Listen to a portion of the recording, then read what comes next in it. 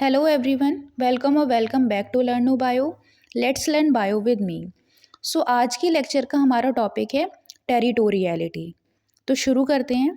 तो जो टेरिटोरियलिटी है, इस वर्ड से ही समझ में आ रहा होगा कि फॉर्मेशन ऑफ टेरिटरीज, कि टेरिटरीज को बनाना इस टेरिटोरियलिटी। अब हम लोग ये समझते हैं कि टेरिटरीज होती क्या हैं। तो क्या होता है कि कुछ एक species of animals establish ownership and defend specific area of land called territories. तो क्या होता है कि एनिमल्स की जो स्पीशीज़ होती हैं वो क्या करती हैं कि एक पर्टिकुलर एरिया पे अपनी ओनरशिप को, स्वामित्व को शो करती हैं। और उस एरिया को क्या बोलते हैं, उस स्पेसिफिक एरिया को, जो एक बड़ा एरिया भी हो सकता है और इट मे बी स्मॉल। तो इस पीस ऑफ लैंड को क्या हम बोलते हैं, टेरिटरीज। ठीक है। और टेरिटरीज का फॉर्मेशन इज टेरिटोरियलिटी। अब इस बिहेवियर को हम लोग क्या बोलते हैं, टेरिटोरियल बिहेवियर, या इसका एक नाम और है टेरिटोरियलिटी। ठीक है। तो ये एनिमल बिहेवियर में ही आ रहा है। तो एनिमल जो हैं वो ये बिहेवियर शो करते हैं कि वो अपनी टेरिटरीज बनाते हैं। तो इस बिहेवियर को हम क्या बोलते हैं, टेरिटोरियल बिहेवियर, जो हमें मोस्टली किस में देखने को मिलता है, एनिमल किंगडम में। ठीक है। तो ये किस किस में दिखाई देता है, इंसेक्ट्स में, फिशेस में, एम्फीबियंस में, रेप्टाइल्स में, बर्ड्स में और मैमल्स में। इन सभी ऑर्गेनिज्म में हमें टेरिटरीज का फॉर्मेशन दिखाई देने को मिलेगा कि ये सारे एनिमल्स क्या करते हैं, एक पर्टिकुलर पीस ऑफ लैंड पे अपनी जो भी प्रोजेनी है उसको इस्टेब्लिश करते हैं और अपनी फूड ब्रीड या जो भी लाइफ प्रोसेसेस हैं वो सारे के सारे इस पर्टिकुलर एरिया में ही यहीं तक सीमित रखते हैं। ठीक है। जैसे एक एग्जांपल ये है कि पॉन्ड इकोसिस्टम का। अब यहाँ पे जितने भी ऑर्गेनिज्म होंगे वो सिर्फ इस टेरिटरी के भीतर तक ही सीमित रहेंगी। ठीक है। तो ये क्या है, एग्जांपल है कि टेरिटरी के फॉर्मेशन के लिए। अब इसका जो फंक्शन है कि टेरिटरीज बनाने का जो मेन मकसद क्या है, कि इससे फ़ायदा क्या है। तो ये क्या करता है, जो भी बाहर के इंट्रूडर्स हैं जो यहाँ पे आ सकते हैं, ठीक है, या जिनसे खतरा है, उन सबसे एक पर्टिकुलर स्पीशीज़ को प्रोटेक्ट करते हैं, डिफेंड करते हैं। ठीक है। कि सबकी अपनी अपनी टेरिटरीज बनी हुई हैं, कोई भी किसी की टेरिटरी में इन्वेड नहीं करेगा।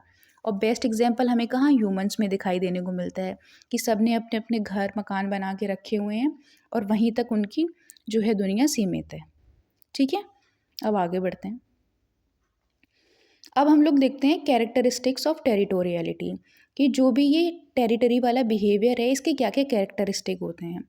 तो सबसे मेन और इम्पॉर्टेंट कैरेक्टरिस्टिक इसका ये है कि जो टेरिटरीज़ का फॉर्मेशन है, ये जो बिहेवियर है वो कैसा है, डायनेमिक इन नेचर है। डायनेमिक का मतलब ये रिजिड नहीं है, स्टेबल नहीं है, ये चेंजेबल है। कि जो भी टेरिटरी है, जो भी पीस ऑफ लैंड है, ये चेंज हो सकता है टाइम टू टाइम। ये या तो बड़ा हो सकता है और ये छोटा भी हो सकता है। जैसे इसका एक मेन एग्जाम्पल हमें कहाँ देखने को मिलता है, नॉर्थ अमेरिकन सैंड पाइपर्स में। तो दो एरिया हैं नॉर्थ अमेरिका में, एक है कोलोमार्क और सेकंड इज़ बैरो। तो जो कोलोमार्क एरिया है वहाँ पे डेंसिटी बहुत ज़्यादा है। ठीक है, पॉपुलेशन ज़्यादा है। लेकिन जो बैरो है वो वहाँ पे क्या है, पॉपुलेशन कम है। तो जहाँ पे पॉपुलेशन ज़्यादा है वो हाई डेंस होगा, ज़्यादा लोग होंगे वहाँ पे। तो यहाँ पे जो टेरिटरीज़ हैं वो बहुत कैसी हैं, छोटी छोटी टेरिटरीज़ हैं। ठीक है। आप देख रहे होंगे यहाँ पे स्मॉल स्मॉल बहुत ज़्यादा कम कम एरिया है और बहुत डेंस है। लेकिन ये जो बैरो वाला रीजन है, यहाँ पे क्या है, लो डेंसिटी है। तो यहाँ पे ये जो टेरिटरीज हैं उनका एरिया जो है वो काफ़ी बड़ा है। ठीक है। तो ये जो साइज़ है ये चेंजेबल है, ये छोटा भी हो सकता है, बड़ा भी हो सकता है, और इसकी शेप भी कोई ऐसी फिक्स नहीं है, इसकी शेप भी चेंज हो सकती है। इट मे बी एनीथिंग, ये रेक्टेंगल भी हो सकता है, ये स्क्वायर भी हो सकता है, ये सर्कुलर भी हो सकता है, और कोई इंडेफिनिट स्पेस इसका शेप भी हो सकता है जिसको हम किसी नाम, इनके कोई नाम नहीं दे सकते। जैसे ये जो शेप्स हैं, ये कोई नाम नहीं है इनका। ठीक है। तो इनका जो ये मेन कैरेक्टर क्या है कि ये डायनामिक है, चेंजेबल है, इनकी शेप और साइज़ दोनों की दोनों चेंज हो सकती है। इसका बेस्ट एग्जांपल क्या हमें देखने को मिला, कहाँ पे, नॉर्थ अमेरिकन सैंड पाइपर्स में। इसमें क्या, ये दोनों जगह याद रख लेनी है, और यहाँ पे किस में हाई है, किस में लो है, और कहाँ पे डेंस है, कहाँ पे कम डेंस है। उसके बाद शेप भी याद रख लेनी है कि यहाँ पे डेंस एरिया है तो वहाँ पे शेप्स जो हैं स्मॉल होंगी, टेरिटरीज स्मॉल होंगी, और जहाँ पे ज़्यादा एरिया है, जहाँ पे ज़्यादा एक्सपोजर हो सकता है, वहाँ पे क्या होंगी, बड़ी बड़ी टेरिटरीज होंगी। ठीक है। उसके बाद नेक्स्ट देखते हैं। अब देखते हैं फंक्शंस कि इसके जो हैं क्या क्या फंक्शन है। तो इसके दो मेन फंक्शन है। सबसे पहला तो रिसोर्स बेस्ड और second one is social functions. ठीक है, तो सबसे पहले हम लोग रिसोर्स बेस्ड फंक्शंस को देख लेते हैं कि जो पहला है वो है access to food and water. तो क्या होता है, टेरिटरीज़ की फॉर्मेशन के बाद हमें इसेंशियल फूड और वाटर उसी टेरिटरी के अंदर मिल जाता है, जिससे लाइफ जो है ऑर्गेनिज्म की काफ़ी स्मूथली चल सकती है। उसके बाद एक्सेस टू मेट्स। मेट्स मतलब फीमेल को मेल मिलना चाहिए एंड मेल को फीमेल। तो मेल और फीमेल के बीच में मेटिंग के लिए एक टेरिटरी का होना ज़रूरी है। एक पर्टिकुलर एरिया में दोनों मेल और फीमेल हैं तो वो आसानी से एक दूसरे से मेट कर सकते हैं और रिप्रोडक्शन के प्रोसेस को आगे बढ़ा सकते हैं।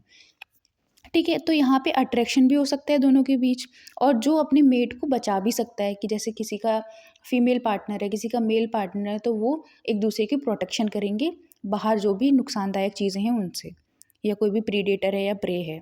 ठीक है, तो ये चीज़ भी एक टेरिटरी का एक बहुत प्लस पॉइंट है। उसके बाद क्या है, access to nesting and shelter sites.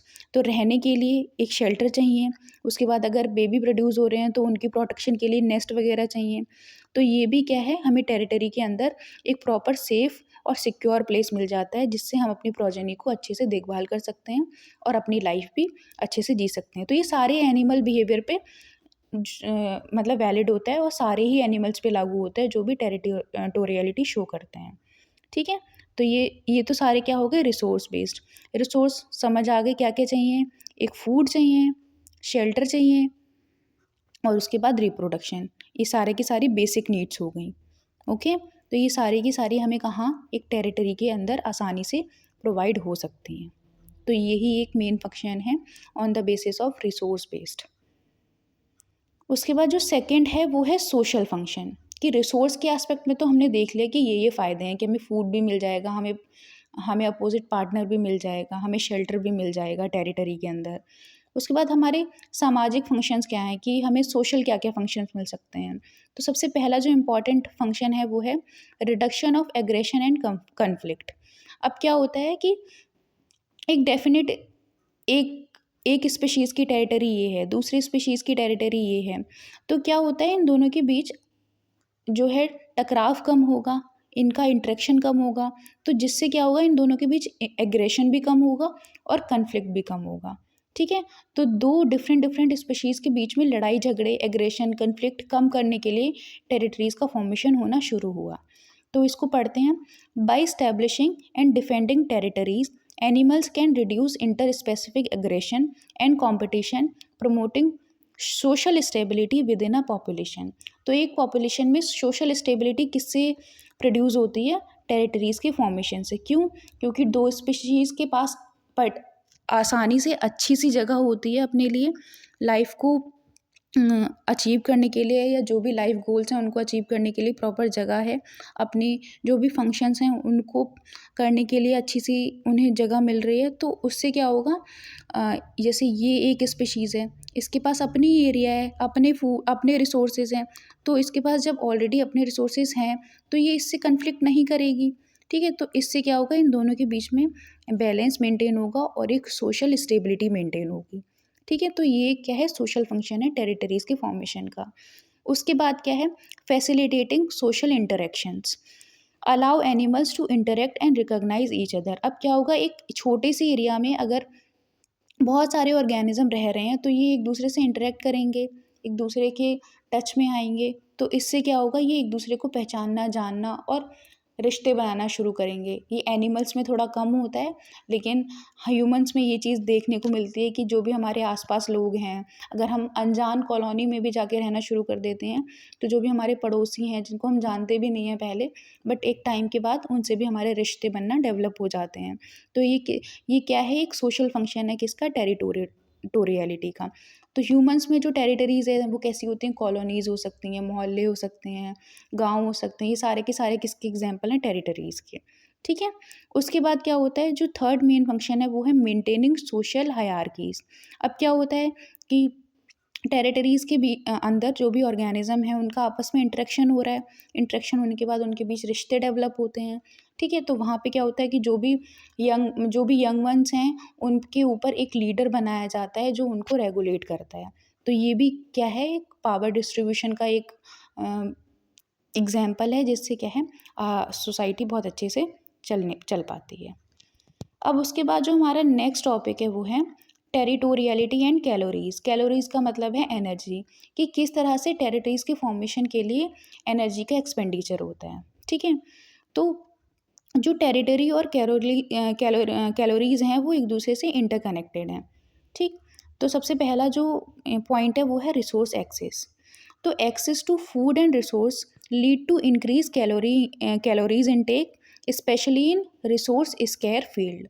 तो क्या होता है कि जहाँ पे भी रिसोर्सेज की स्कैरसिटी है, रिसोर्सेज कम है, तो वहाँ पे क्या होगा, फूड और वाटर की सप्लाई भी कम होगी। ऑर्गेनिज्म को चाहिए तो सारी चीज़ें हैं, तो उसमें क्या होगा कि उनको दूर दूर तक जाना पड़ेगा अपने फूड रिसोर्स के लिए, वाटर के लिए, न्यूट्रिशन के लिए। तो वहाँ पे क्या होगा, कैलोरीज का इंटेक जो है ज़्यादा होगा। ठीक है, उसके बाद सेकंड पॉइंट है एनर्जी एक्सपेंडिचर। तो क्या है, अगर किसी कोई भी जैसे टेरिटरी है उसको अगर हमें डिफेंड करना है, तो defending a territory requires energy which can increase calorie requirement. तो अगर आपको बाहर के इन्वेडर से अपनी टेरिटरी को प्रोटेक्ट करना है तो वो क्या करेगी, एनर्जी को रिक्वायरमेंट होगा अपने आप को प्रोटेक्ट करने के लिए, अपनी कॉलोनी को प्रोटेक्ट करने के लिए, अपनी चीज़ों को प्रोटेक्ट करने के लिए एनर्जी तो चाहिए ही है।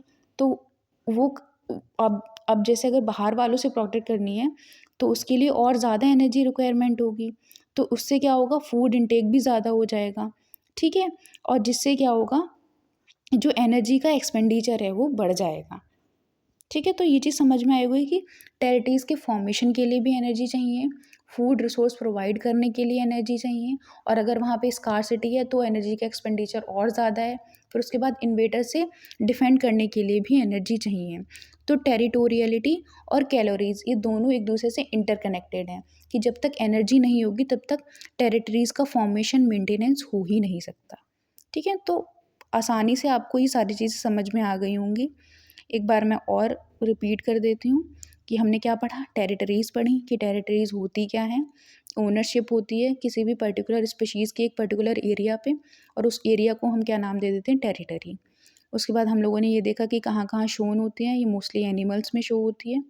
और उसके बाद ये चेंजेबल हैं, इसका शेप और साइज़ दोनों चीज़ें चेंज हो सकती हैं। बाकी फंक्शंस दो तरह के, रिसोर्स बेस्ड और सोशल बेस्ड।